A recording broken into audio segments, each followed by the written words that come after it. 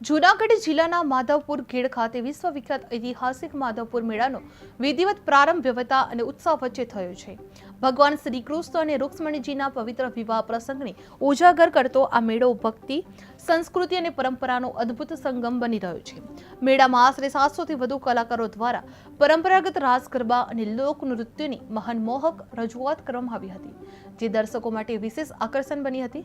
લોકપ્રિય ગાયિકા ગીતા રબારી સહિત અનેક જાણીતા કલાકારોના કાર્યક્રમોમાંથી સમગ્ર માહોલ સંગીતમય બની ગયો હતો।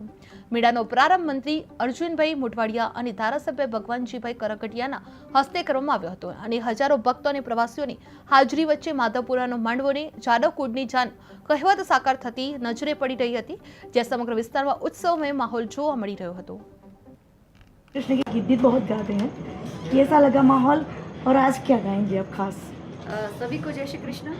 माधवपुर धेड़ ये ऐसी पावन धरा है जहाँ पर भगवान श्री कृष्ण और रुक्मणी जी का विवाह हुआ था और यहाँ के लोग बहुत कृष्णमय हैं, भक्तिमय हैं।